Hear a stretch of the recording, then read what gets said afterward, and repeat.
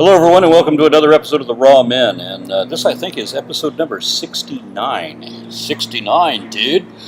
And I am talking today with a fellow YouTuber. This is a guy that owns a channel called Holy Koolaid. I will keep your name secret unless you choose to divulge it, sir. But you can find Thomas him on... Westbrook. Or so he says. So, I understand that you were born in the USA, but you have the advantage over several of us in that you weren't always here. Give me a little bit of your background story. So I grew up overseas in a former Soviet Muslim country, and Former Soviet and Muslim. Were they also satanic? 'Cause, I mean, well, there were some Zoroastrian roots. So if you travel to places like Iran, for example, they have certain Zoroastrian traditions that might kind of be subtle behind the scenes, but they might play into the way they practice Islam. Okay. So, are you able to say what country you were raised in, or no? I normally avoid it. Okay. So yeah. Someplace where Boris Natasha would have been Muslim. Go figure that out on your own. All right. So now you also have an added advantage in that you're doing your activism, you're doing your YouTube channel, but you're not doing it the way everybody else in this country does because you're not doing it in this country. Am I right?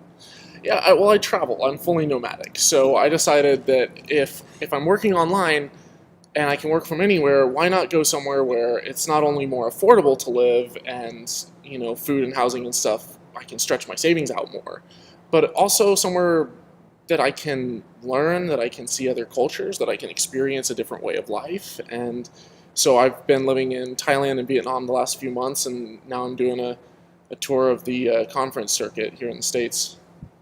Okay. No, it's a funny thing, we were talking earlier, and I mentioned that probably one of the best put together conferences would be Imagine No Religion. He said he'd just come from that and that it was his favorite one. So there you go. So what motivated you to be an activist to begin with? Well, my family were actively involved with missions work. They were young earth creationists. I was raised as a young earth creationist. I was a former missionary myself, very, very much involved in the church. I was a youth pastor. I was a church band leader, youth camp counselor for 2 summers. So I was basically as Christian as you can be. Those are the best atheist activists, I find. And I just, somewhere along the way, I fell in love with science. And I wanted to know more. I wanted to learn. I wanted to see what the truth was, no matter where it led. And it wound up leading in the opposite direction as my faith, which I thought it'd be the other way around, that my faith would be strengthened by my newfound understanding of science, and that wasn't the case. Let me give you a slight aside to just inquire about something else that I'm personally interested in. Whenever you hear somebody's story about how they found Jesus, it always seems to be some kind of variant of the same story. I was down and out, I was in my last hope, I was face down in the gutter, and then I found Jesus. I was a crack whore, and then I found Jesus, whatever. It's that kind of story. But the story that people give for where they've walked away from a situation like you were born into, there's not a lot of parallel in those. I mean, the stories that the catalyst, what broke the chink in the armor of God, or what caused somebody to see the light, for lack of a better phrase, is generally different in all cases. So what was yours, briefly? I'm not sure that I had one single watershed moment, but I do remember watching the Bill Nye Ken Ham debate. That recently. And at that time, I was already kind of starting to slowly drift away from my faith. I was starting to, I was like, okay, I believe in evolution, but it was, metaphorical, the whole, Genesis story, but I still believe in Jesus, and I still believe in the Bible. And there was something in that debate that happened where they asked Ken Ham and Bill Nye separately, what would change your mind? What, if anything?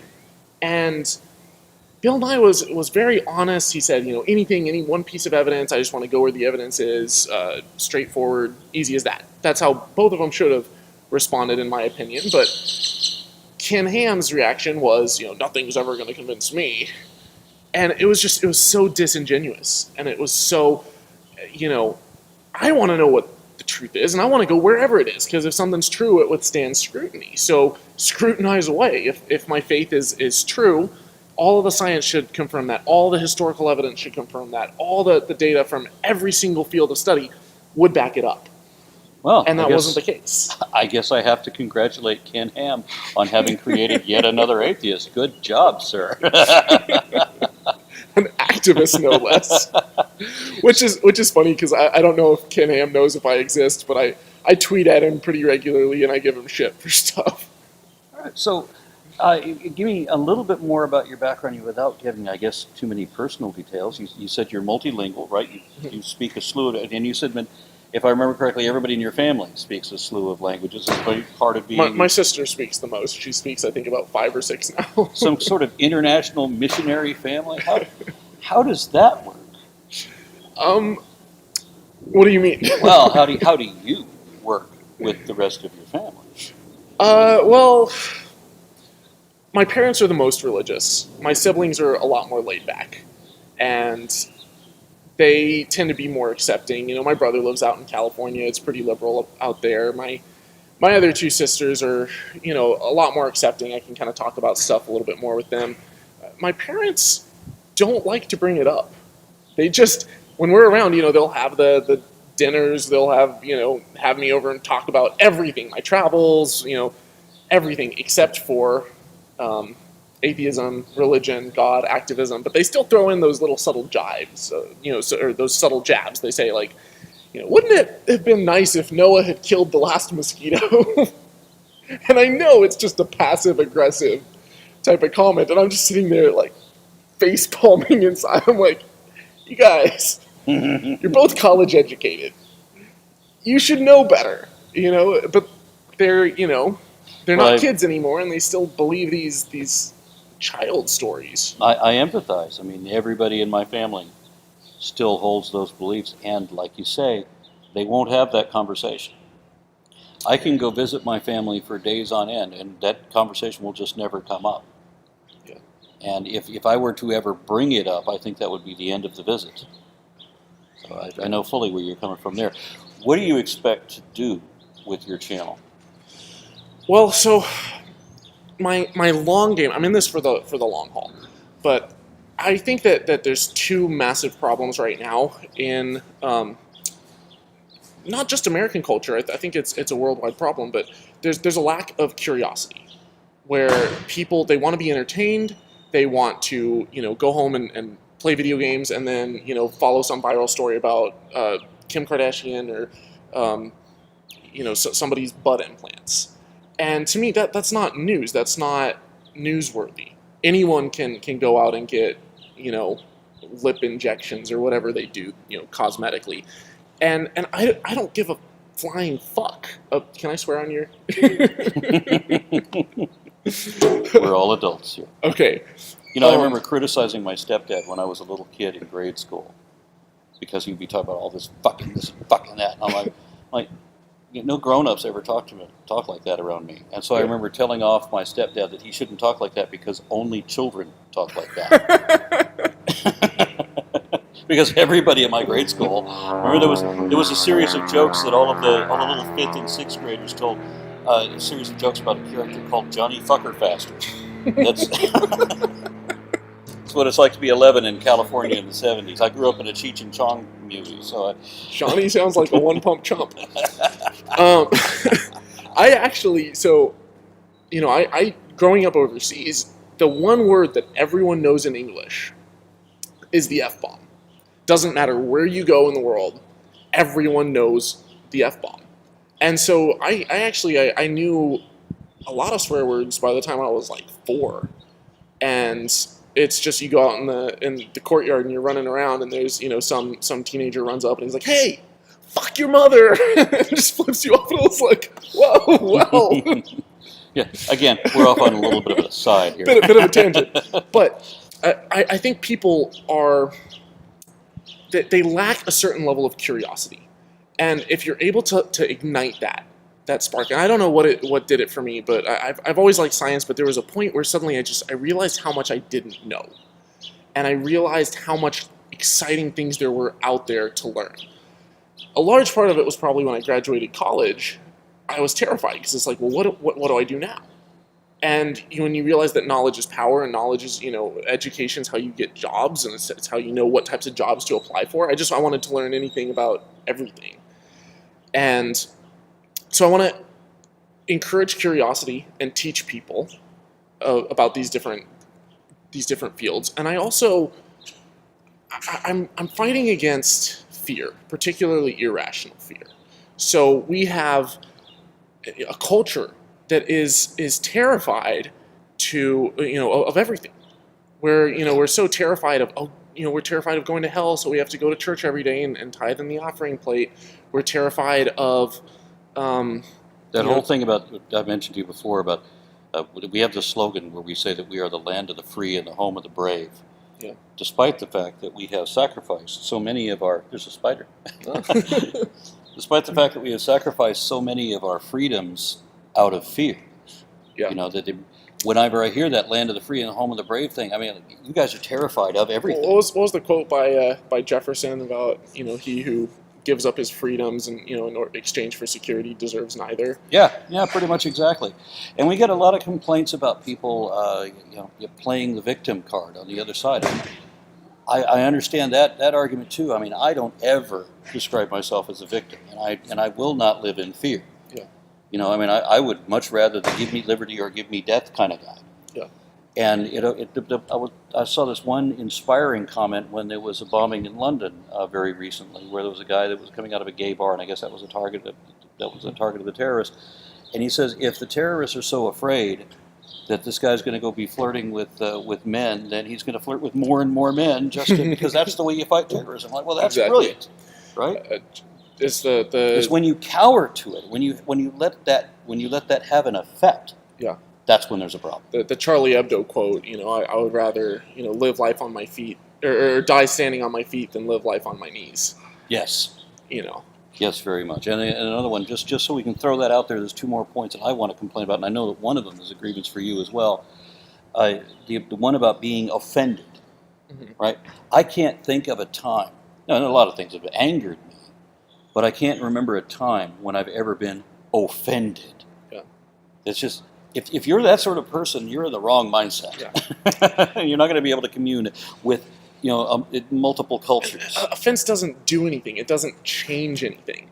I can get offended all I want about something that Trump is doing, but if I'm not, going out there and actively speaking against it and petitioning and doing, voting, someone else in office, being offended, who cares? Yeah, no, I'm not saying that I don't get outraged. Well, yeah, and outrage, I think, is fuel. Yes. But it's, offense isn't some kind of special currency. I'm not going to cater to someone just because they don't like my point of view. Yeah. And therein, we get to the one that I'm pretty sure we share, which you mentioned at one point, a lack of nuance. Mm. Expand on that. Yeah, so there's this idea, and we were talking about, I was at Imagine No Religion, Dawkins gave a talk on the tyranny of the discontinuous mind and how we deal with everything in terms of black and white absolutes. And, either if someone is, they're Muslim, they must be a terrorist, or, they must be, and we throw everything to one extreme or the other. And there are so many different gray areas in between. There's such a gradient that we don't realize. Christians, yeah, there are some Christians who are very liberal, loving, wonderful, caring people, and there are some that are bigoted, hateful, gay-bashing pastors. But there's a lot of in between. And, we'll talk about issues that, and I try to avoid certain issues because there's such, hot-button topics that aren't necessarily my field of expertise.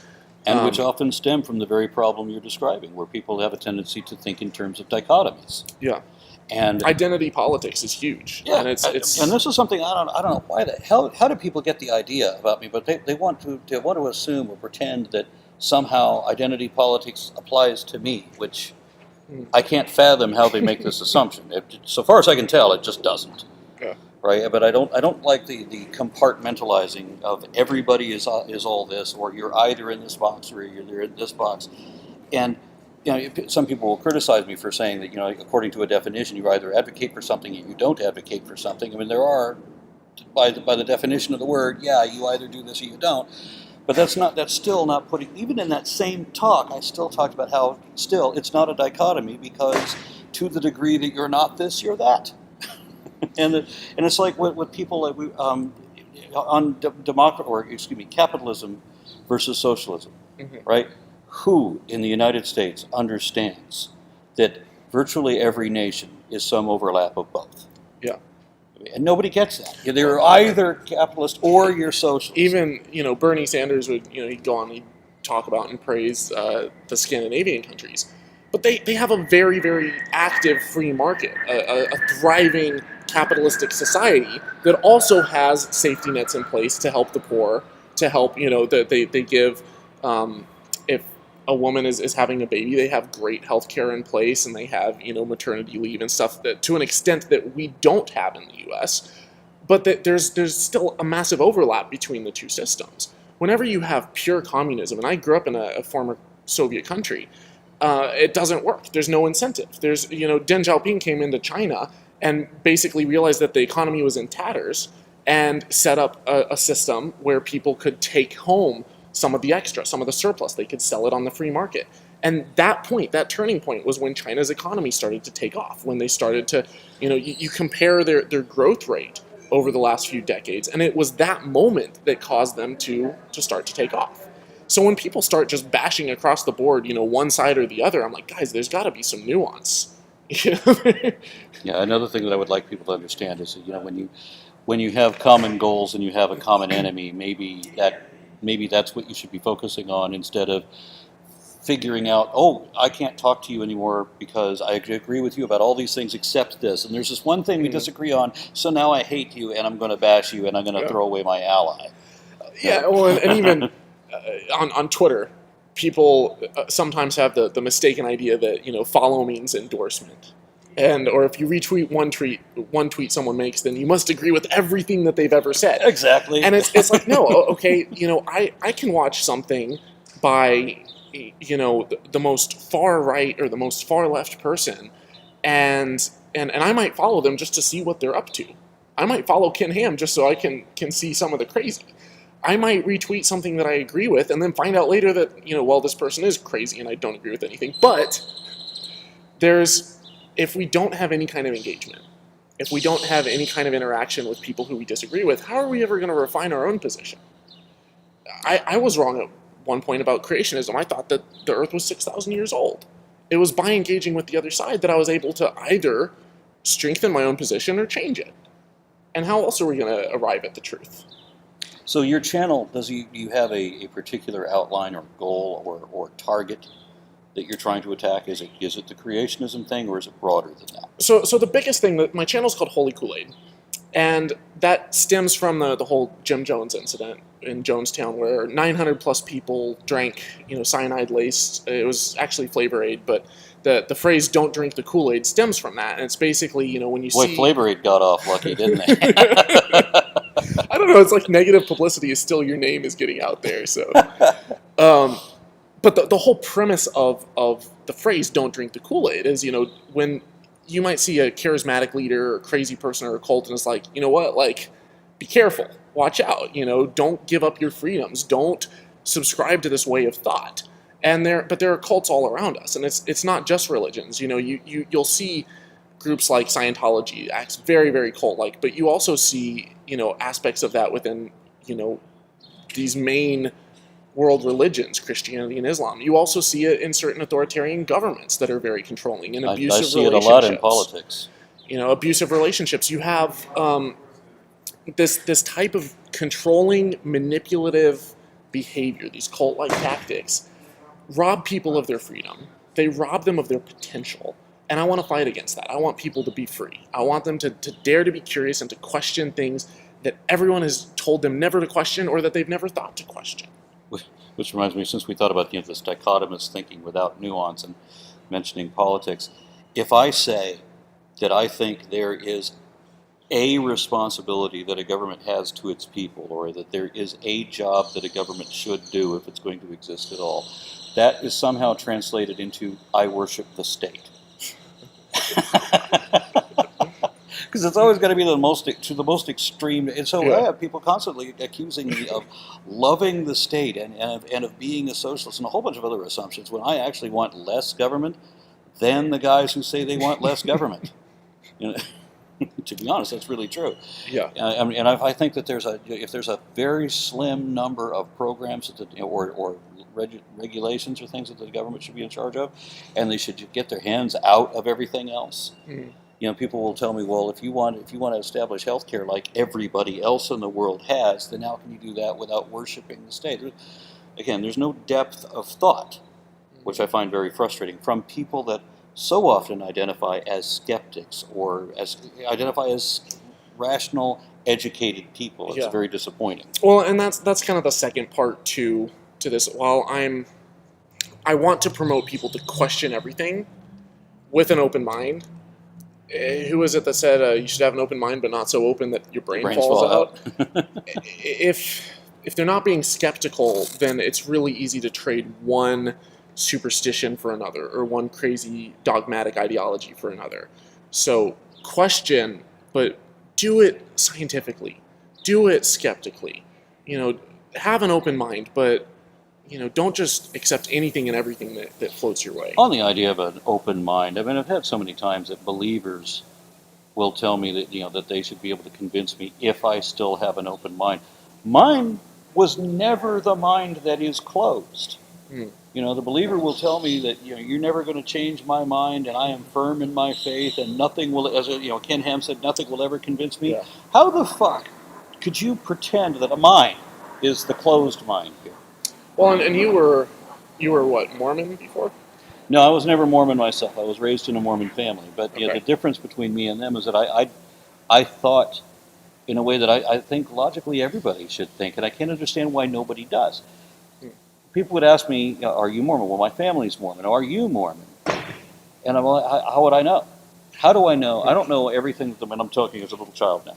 Yeah. I don't know all of the beliefs that you have to hold in order to qualify as Mormon, so I don't know if I qualify as Mormon. And how would I know, because I don't know any of the other religions either, so how would I know that one of their beliefs wouldn't resonate with me more? So how would I know that I'm not actually Hindu if I don't know anything about Hinduism? So how could I wear any of those labels until I've investigated that? Why does nobody else say that? Yeah. Huh. That's, well, and even if you say, well, I'm a Christian. Okay, well, 50, 60 years ago, there was a really, really strong divide between, Catholics and Protestants and every single other little branch of Christianity. And suddenly it's like they realized, if we all came together, we could have a bigger voting bloc. We could lobby and have more influence. And now people just identify under this one lump category. And it's a very convenient lump umbrella, because all you have to do is say, I'm Christian, and then having said that, you don't need to read anything, you don't need to study anything, you don't need to evaluate your beliefs, you don't need to have the conversation. You've just removed yourself from the conversation, so that, it's like that movie Shaun of the Dead. The whole world is undead, and so in order to get where they want to go, they have to pretend to be zombies too. Yeah. So this is what it is to me when all of these people identify as Christian when they're actually not.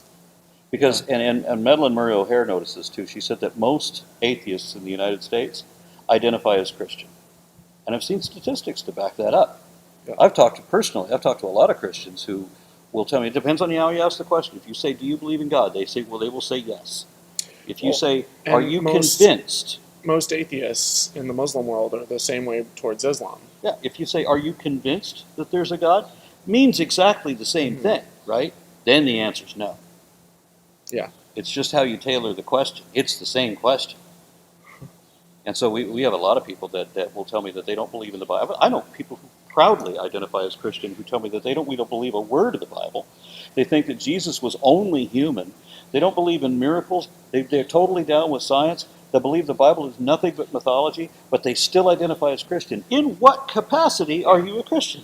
Anthony Magnabosco does a thing where when he's talking to someone, he rather than saying, do you have any doubts? Doubt carries this negative stereotype. We're told, never doubt. Doubting Thomas was, like he should have just believed and had faith. Which is why the religion is endorsed entirely by logical fallacies. But he'll twist it a little bit, and he'll just throw in a synonym, and he'll say, "Have you ever questioned your faith?" And it's like 10 out of 10. Everyone who said, I don't doubt, suddenly, oh yeah, all the time I question my faith. Right. So you are currently, more often than not, you're outside of the States, right? Right now I'm trying to have it that way. I've been back for a couple months just because my sister just had a baby, and I'm doing conferences and stuff. But I like living outside the States. It opens my mind to a little bit more a broader perspective, and it's also more affordable to live. So I like to stay on the road. Well, where I'm leaning with that is, a lot of people give me criticism because my chief complaint is against the religious right that dominate every level of government here in Texas, especially. But now with this recent election, they dominate the entire country.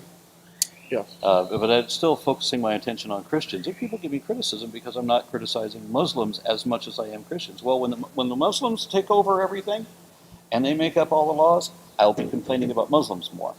But in your situation, it may be different. You'll be dead. Yeah, well, as you said, better than being on your knees, with your butt up in the air, cheeks spread.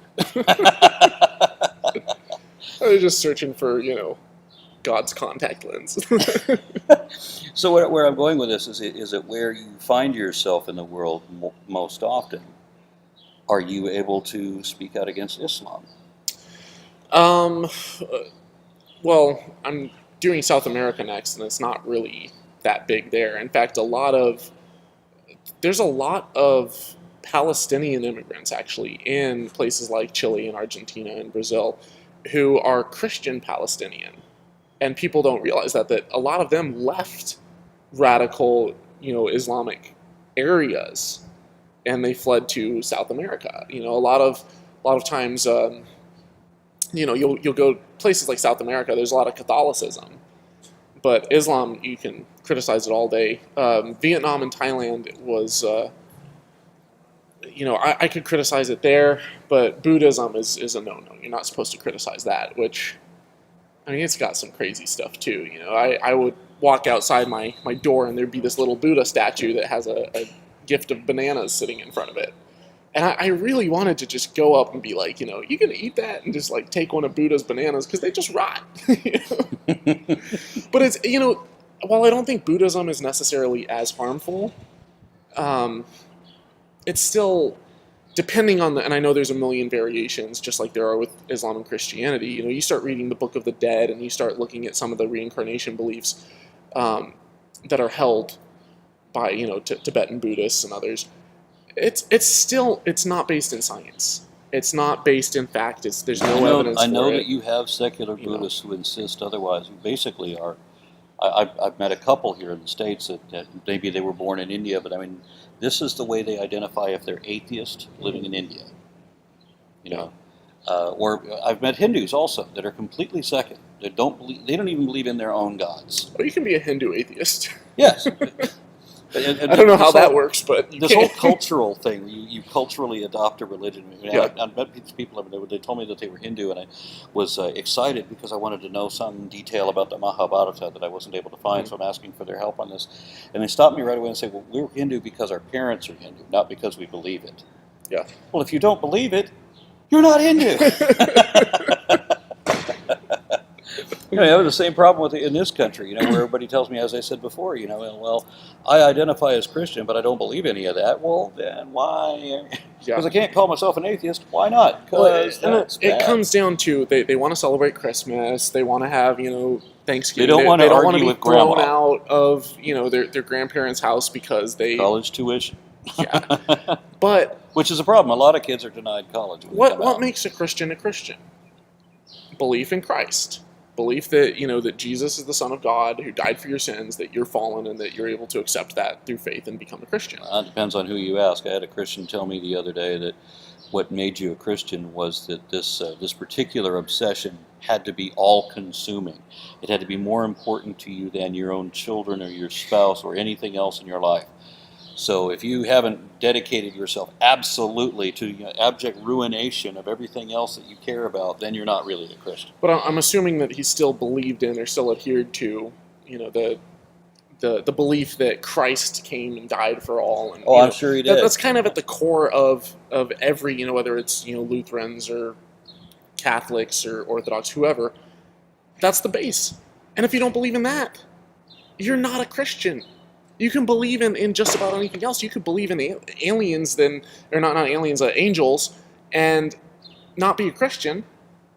You could believe in, even the 6-day creation story, and still not be a Christian.